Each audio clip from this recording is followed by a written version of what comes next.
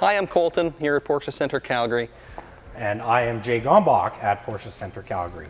And we wanted to take the opportunity today and talk a little bit about 911 turbos. So as a brief kind of introduction, the 911 turbo was introduced in the 70s as kind of, the new, most powerful, exciting variant of the 911. And it really kind of proved to the world, frankly, that you could have a turbocharged car as, a consumer product, an everyday car, and not just a race car. And then kind of since then, it has sat more or less atop the 911 line as kind of the fastest, most expensive, exciting 911 variant. And we just so happen to have each of the most recent generations of 911 turbo. So we thought we'd talk a little bit about the three, talk about the differences and kind of what makes them cool and what we like about them. So starting with this one, this is what they call the 997 generation of 911 turbo. And this one we've definitely seen in recent years go up in value. It's got a pretty devoted following, lots of cool stuff that really draws people to this one. I guess, Jay, what are your thoughts about the 997? What stands out to you? Yeah, so 997 I think is definitely still one of the more sought after models. We have just a very cult following of these models, and for good reason. They were dubbed back in the day as a everyday supercar. The speed, the performance, and daily drivability is, I think, what has set the turbo apart from most of the other models. We do have the GT category, which is kind of our race category, but as a model in its own, the turbo is still very special compared to your other Carrera models. And that did start, as Colton said, with a turbocharged engine. So now they do offer a twin turbo system, putting out a lot of respectable power and performance. The 911 turbos have been cool for a long time. This one in particular, some of the stuff I wanted to talk about, probably most significantly to people now looking for them, is that you can get it with a manual transmission. This was the last time that you could, which is a pretty cool thing. The 997, you had a good level of technology, but it was still a pretty short wheelbase. It was hydraulic steering, a little bit more communicative in that regard. You kind of felt more of what was going on with the road. So for a lot of people, that's everything they want. You have this super high level of turbo performance, and it comes on with such kind of ferocity. It gives you a driving experience that you don't get in any of the other ones. It is just that much more communicative, that much more, people might use terms like raw or analog or stuff like that. And I certainly get it. There's lots of cool stuff about it. For me, I'm drawn a little bit more to some of the newer stuff. So if we look just to my left here, we go to the 991 generation turbo. Pretty significant changes from the 997. Biggest thing to me is its size. It got a lot bigger, longer wheelbase. Definitely adds some stability at high speed. You don't feel as many of those bumps. It became a little bit more of a luxury feel. As opposed to kind of more just that purely sports car that the 997 was. I think, as is the case with so many of our cars, it's not always that, changes or new features make a car better, but they certainly do make it different, right? And it's a matter of which one speaks to you more than the other. So, we talked a little bit about some new content that was added in the 991. When you look to the 997, you couldn't get things like adaptive cruise control or blind spot warning or backup cameras. All of that stuff became fairly ubiquitous in the 991 lineup. Jay, your thoughts? Yeah, no. Another thing to touch on as well, I believe, is all of the models in front of us for turbo are all-wheel drive as well, and I think that lends to a lot of the comfort, performance, and daily drivability. We live in Calgary, Alberta here, and our climate can change literally by the minute. So it's nice to have a super high horsepower car that's compliant in all weather, whether you're going to the grocery store, the racetrack, or anything like that. As we move up in models, I think they've kept a lot of the DNA, but like you said, they're quite different to drive. You still realize that you're in a turbo, but there are differences in wheelbase. Technology is another one. Again, some people like that raw manual transmission, Other people would take something like this 991 and definitely makes a very viable daily driver all year round. Well, yeah, that's the point I always like to bring up with these cars, and to me, it's even more exaggerated as they get, higher tech and more luxurious, where they can be, an opulent, luxurious daily driver and very comfortable, and you can use it every day. But then when you flip that switch, either literally pressing the sport button or just kind of in your mind, where no, I want to go and have some fun, it's that Jekyll and Hyde, where it's a comfortable cruiser or it's an insanely fast, really supercar. Technically, the 911's always been known as a sports car, but I think when you go to the turbo level, you're touching supercar territory. Starting with the 997, acceleration numbers there, you were about a little under 4 seconds, and that kind of 0 to 60, 0 to 100 kilometers an hour. When you went to the 991, now you get to be, right around 3 seconds, sub 3 seconds for some, some tests that you read.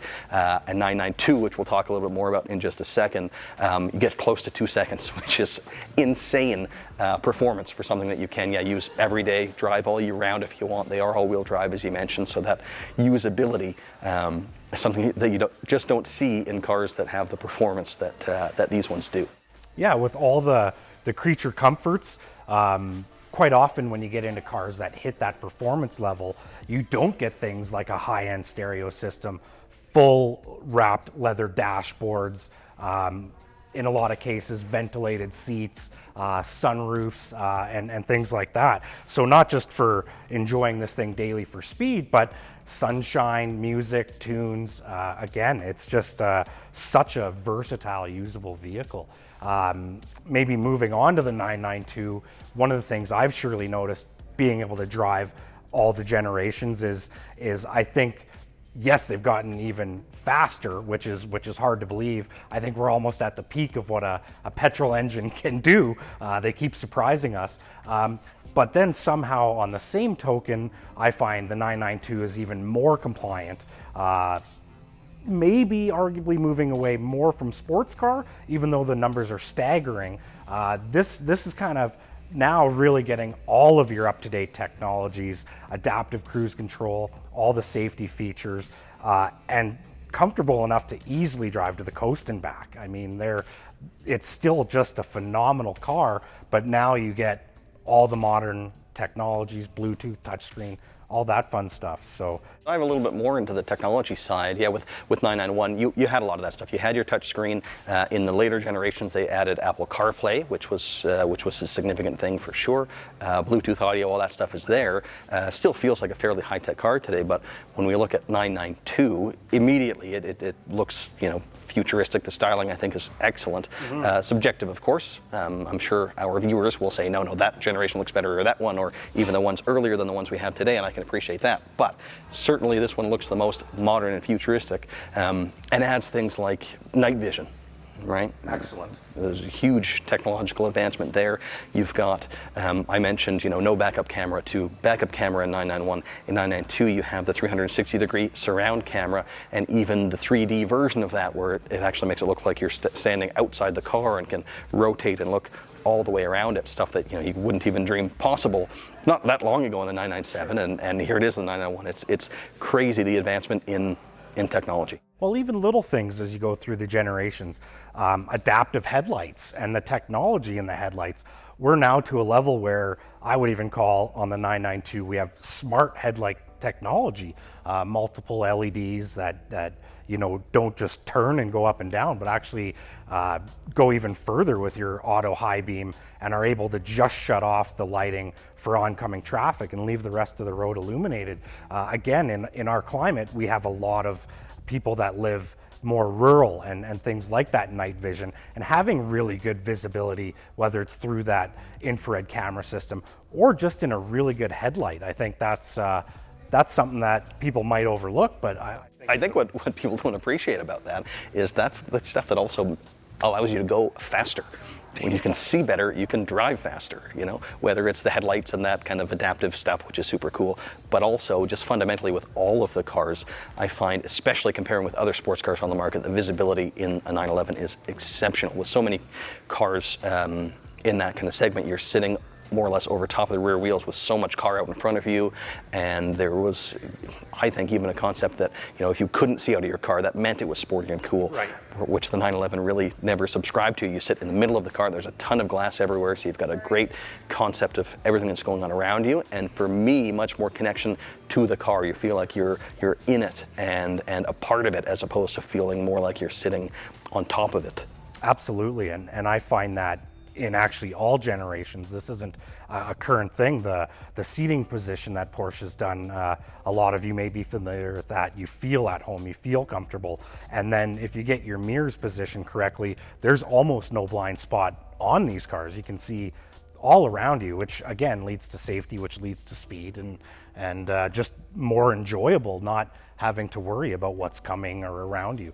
Of course, I just tend to drive faster than everyone, so I only need to use the one mirror, but no, but that's a fair point that I guess we haven't really dived too deeply into here. Speaking about the differences between the generations, there's also so many similarities, right? That Porsche does such a great job of keeping kind of the core and the fundamental of what makes a product so successful and so popular and makes people fall in love with it.